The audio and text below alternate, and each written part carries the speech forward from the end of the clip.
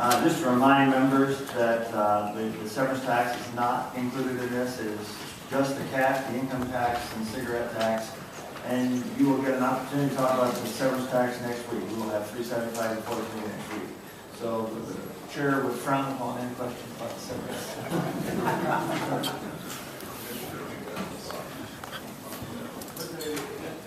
Yes, sir. You will wait for somebody else. Absolutely.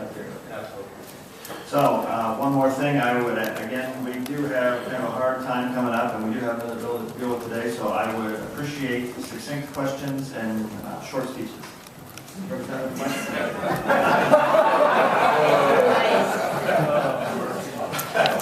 Unaccustomed as I am to any brevity,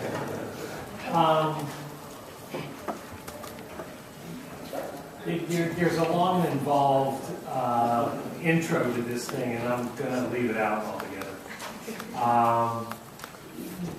The easy, quick question to begin with is, how many people in the state of Ohio are actually paying an income tax in excess of 11%? You ought to be able to find that number somewhere if you could get that to us. And give it to the chair so that he might distribute that. I don't think you probably have that in your pocket. And given the fact that I think that there was no hole in the budget to begin with, we always do a budget correction bill. This is a budget correction bill by any other name. And since we want to correct things, and this is, the CAT has been brought up by you all, why don't we simply go revisit all those things that we give exemptions to within the current structure of the CAT tax and leave it at 26 cents on the 100, as opposed to increasing it to 30 without revisiting those exemptions that may or may not be necessary that were enacted now 10 years ago. Mr. Chairman, Representative Letson, thank you for the abbreviated version. I guess two things. One is, as was previously testified, again, this is intended to be a broad-based low rate tax, and so the increase that we're proposing we don't think is burdensome because it's across the board and so on, so very helpful. So that's the first part. The second part of it is relative to any exemptions that are provided under CAT or any other tax for that matter. I think it's absolutely prudent for the General Assembly to revisit those periodically. Thank you, Mr. Chair. On the tobacco end of things, the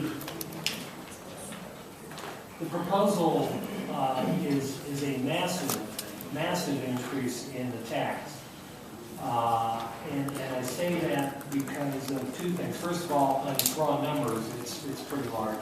And secondly, disproportionately poor people smoke more than wealthy people. And so what you are really doing in the proposal is taking money from the poorest segment of Ohio and as alluded to in your testimony, giving that as a tax rate. Secondarily, and that disproportionately is going to go mostly to the upper incomes.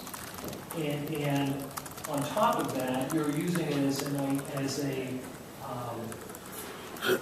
incentive that you can now not afford to smoke. You're using it as an incentive for smoking cessation. At the same time, you're relying on it for increased tax revenue.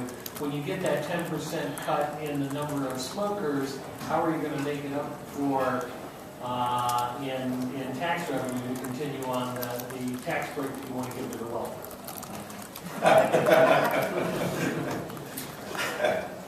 Mr. Chairman, Representative Letson, several questions in there. As far as the impact, there is elasticity models utilized in determining these estimates. So the reduction in consumption is factored into the numbers that we have given you. So we've already taken that into consideration. Relative to who pays it, first of all, cigarette smoking is a personal decision. Regardless of what you make or I make or anyone else makes, it's a personal decision to participate in that activity, and as the Surgeon General and others have told us, there are health risks associated with it. So that's a personal decision. So whether you're a wealthy person or a poorer person, choosing to smoke and pay that rate rate, that is your personal decision. Secondly is that when you focus on lower income individuals, there's a lot in here, as I just mentioned. I'll be glad to reiterate it, but the earning tax credit bumping up to 15%. The personal exemptions for those making $40,000 or below being kicked up to $2,700 per person. There's a lot in here balancing this proposal out to help lower income people, middle income people as well. And I think that bears itself out. I think it's a very good balanced package in that regard. Thank you, Mr. Chair. I have more if we get time to do it. Approved, Mr.